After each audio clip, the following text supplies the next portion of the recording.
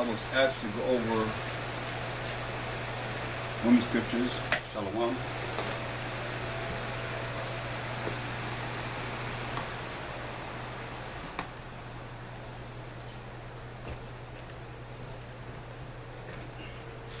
Since this is question and answer,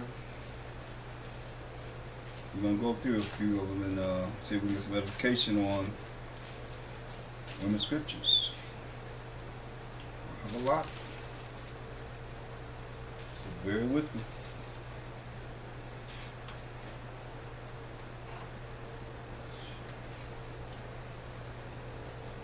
As always, we always start off with Colossians 3:17. If you have a pencil and paper, I suggest you write these scriptures down so you can go over them yourself. Colossians 3:17. And whatsoever you do in word or deed, do all by Hashem Mashiach Yahushua, in the name of the Lord and Savior, giving thanks to the Most High and the Father by Hashem Mashiach Yahushua, by Him. That's how we give thanks to the Most High, by Hashem Mashiach Yahushua, giving all praise and glory to the Most High power of Abraham, Isaac, and Jacob.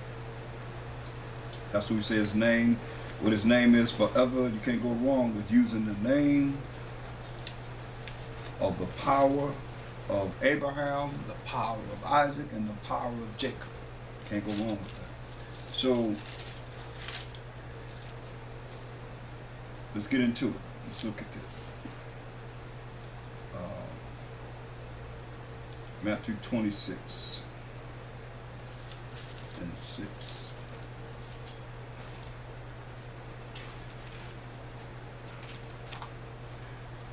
Matthew 26 and 6.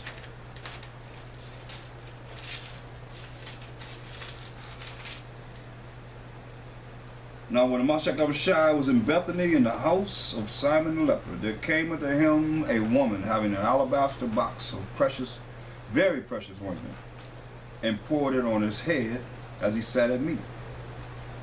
But when his disciples saw it, they had indignation. They were full of indignation.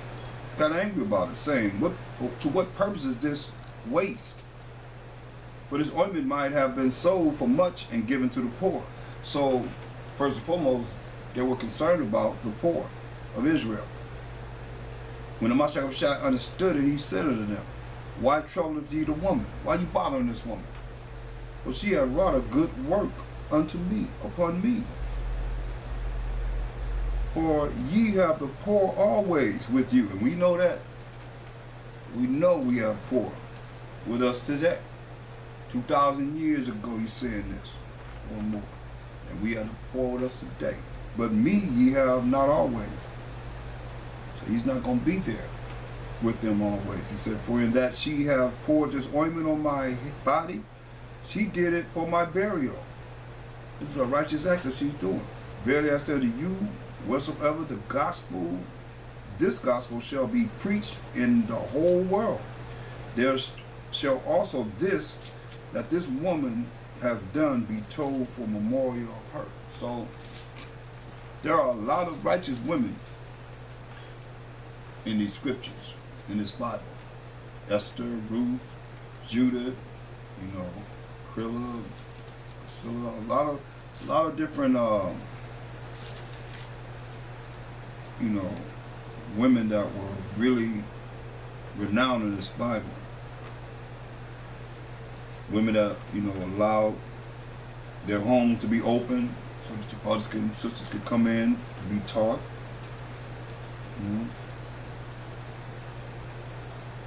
It must be talked about. And you had wicked women too. As you have wicked women today.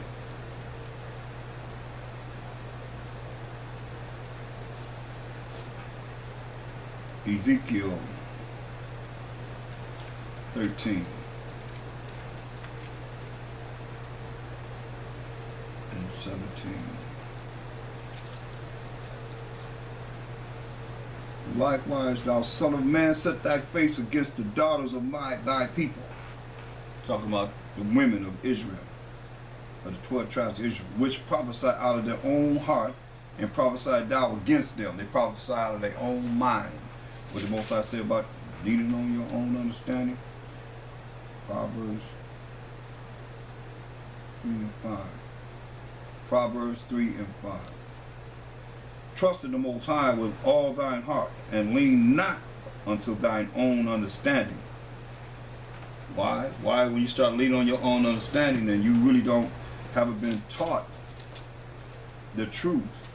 I'm not coming from an aspect of what you think you know, pertaining to what you learned from these so-called religious institutions that were set up way back in slavery, so that they allow them to keep our people in darkness. It tells in Ecclesiastes 3:24. When you lean upon your own understanding without the true understanding of this word of the Most High, say, for many are deceived by their own vain opinion, worthless opinion, no matter what it's about, and an evil suspicion hath overthrown their judgment. So people say, oh, they know they rolling with righteousness, when it's contrary to the order how the Most High set everything up. You can't be righteous. It's not going to be righteous. Going back to Ezekiel 13 and 18. And say, thus say the Most High Power, woe to the women that sew pillows to all armholes and make kerchiefs upon the head of every statue to hunt souls. Will ye hunt the souls of my people, and will ye save the souls alive that come unto you? And will ye pollute me among my people for handfuls of barley and for pieces of bread, to slay the souls that should not die, and to save the souls alive that should not live?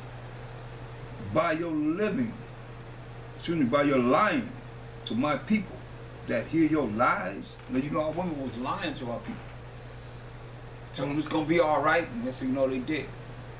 Right? People right now, they say, you saved, but then they end up dead. Then they go to the funeral and say, oh, they going to heaven. They gone to heaven. How you know? Which one of you died, came back, went to heaven, came back and said, yeah, when I died, this happened, this whole procedure of death. Because it's all written in the scripture. The whole procedure, what happens when you die. It's all here in the scriptures. Which one of y'all came back and told that story that you know? Y'all be talking about, my grandmother came back to me. No, when you die, when you open up that grave, the flesh is gone, never to come back again as that same person. So when you see someone that looks like someone that you knew, that's what they call familiar spirits. Remember, Mashiach Shai made things visible and invisible. That's what they were doing. You know, you're not going to die. Then most of us say you're supposed to die. He the one that ordained life and death. But you had women, and still today, you know, I heard them say, you're going to die, this, that, and the third, just pronounce death on someone. You don't have that right. And that's what they were doing. So, wherefore, verse 20, wherefore thus said the Most High Power, behold, I am against your pillows, wherewith ye there hunt the souls to make them fly, and I will tear them from your arms, and will let the souls go, even the souls that ye hunt to make them fly. Your kerchiefs also will I tear, and deliver my people out of your hand, and they shall be no more in your hand to be hunted. And ye shall know that I am the Most High Power. They got them, those prayer cloths, and you know, they just dipped in the precious waters of been prayed over by the Jewish people and so forth, rabbis and so forth. All this nonsense. Our woman was doing the same thing. You know, look, sewing pillows and handkerchiefs and so forth. Y'all know what they call them, prayer cloths and so forth. Verse 22, because with lies ye have made the heart of the righteous sad, whom I have not made sad, and strengthened the hands of the wicked, that he should not return from his wicked way by promising him life. See? You think about it. Especially our people, they love whenever other nations, especially the Edomites, come up in their church. Oh, you got everlasting life. He ain't promised everlasting life to the wicked, and even our people who are the children of the devil. He ain't promised them everlasting life either.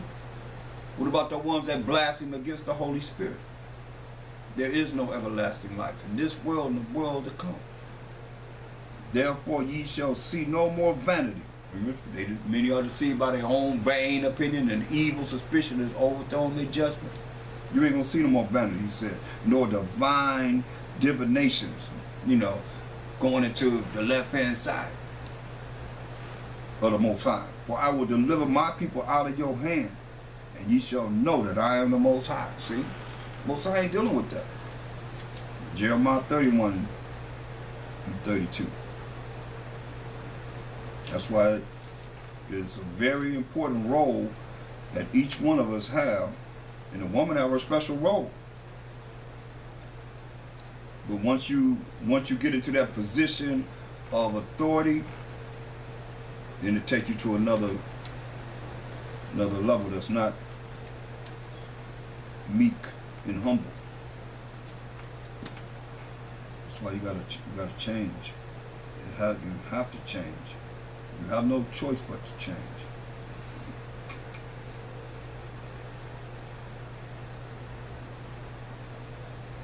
Proverbs 8 and 4.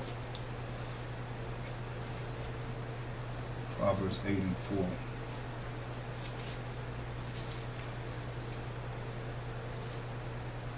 See, everybody have their own position from the past in our kingdom, when we did have the ability to, have righteousness within our nation and flowing with the Most High. He had order. He always had order. Proverbs 8 and 4, you can see this. Unto you, O men, I call, and my voice is to the sons of man.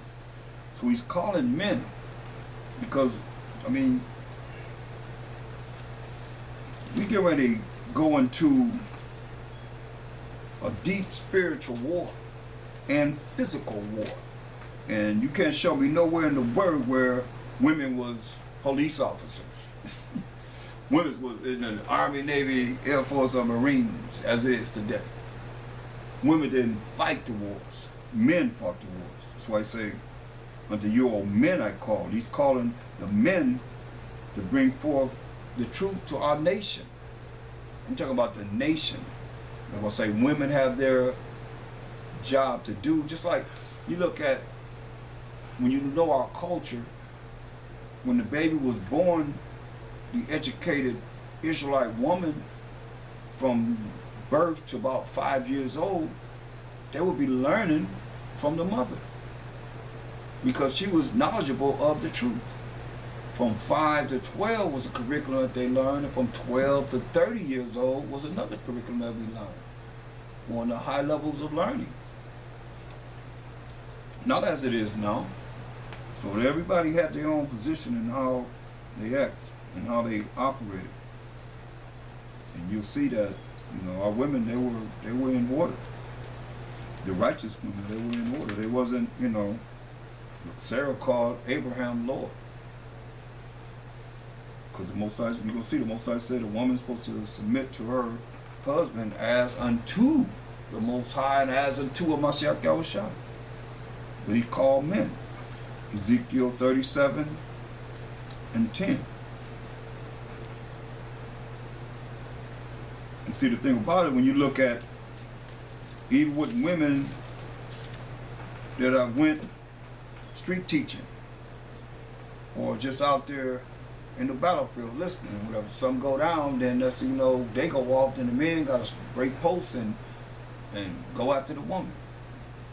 I see it happen. Brother came, I think it was an angel, because the brother got hit by a car. He went up in the air, came down, a van hit him. He went up in the air, came down, he dropped his stuff, all in motion, picked his stuff up, and he was running. He kept running. And one of the sisters was out there. She ran after him. Then brothers left camp. 2 brothers left camp running after her. When they hit the corner, they didn't see him. He disappeared. That's why it says in Hebrews 13:2, you know, be aware somebody have entertained angels unawares. I mean, because you see them get hit, go up in the air, get hit again, bam. And the stuff followed, it's whatever it was fell on the ground. He scooped it up in one motion. Just whew, when they hit that corner, he was gone. Vanished. So you never know. Because the Mashiach Shai made things visible and invisible. There's many things in this earth that's going around right now, but my point is how with women there, if anything goes down, you got to protect the women. That's why they didn't go to war. And we out there on the street, that's warfare. It's not getting better. Ezekiel 37:10. So I prophesied as he commanded me, and the breath came into them, and they lived, and stood up upon their feet, an exceeding great army. But this exceeding great army is men. That's going to be prepared to do the things that the Most High said we're going to do. As it is written, his battle acts of war, you know, going to do and eat them according to the fury of the Most High. He's not going to use women to do this. He's going to use men to do this. And when you look at Ezekiel 25:14, he say, I will lay my vengeance upon Edom by the hand of my people Israel, and they shall do in Edom according to mine anger and according to my fury. And they shall know my vengeance, said the Most High. He's going to use men. He always used men in war. I don't know why a woman would want to go to war with men anyway.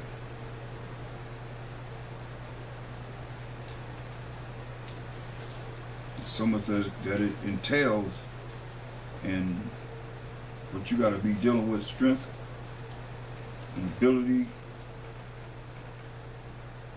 be as a man. And it's not going to happen. It's not going to happen.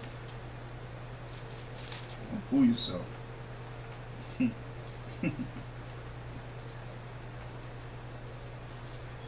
Ezekiel 34:31. Ezekiel 34:31. And ye, my flock, the flock of my pastor, are men. And see, a lot of times, you know, I go over these scriptures and women get attitude with me. That's why I said, write down these scriptures and you go over them for yourself and make them say something different, make them mean something different. Saying, ye, my flock, the flock of my pasture, are men, and I am your power, said the Most High power. That's what he's saying. I didn't write it, but I'm gonna bring it out because I'm not here to have you be deceived or think another way than you should, because I'm held responsible. I've been beat with enough stripes. I don't want to be beaten with no more stripes because of like men. They're gonna try and cater to women because they don't want women to dislike them. Or I don't know, they hardcore against men, but when it comes to women, they are weak to women. Revelation 21:3. This is the last book of the Bible. Revelation. You got one chapter to go. That's it. We in Revelation 21:3. And I heard a great voice out of heaven saying, behold, the tabernacle of the Most High is with men, and he will dwell with them, and they shall be his people, and the Most High himself shall be with them and be their power. You see? Because everybody come from a man. Even though you be born from the womb of a mother, but the man's sperm has to fertilize the egg of the woman. And she's just like the earth. Like you got to water the earth and put certain fertilizers on the earth to make that crop come up. That's where the woman is. You know, she has her job, her duty to do. But you look at how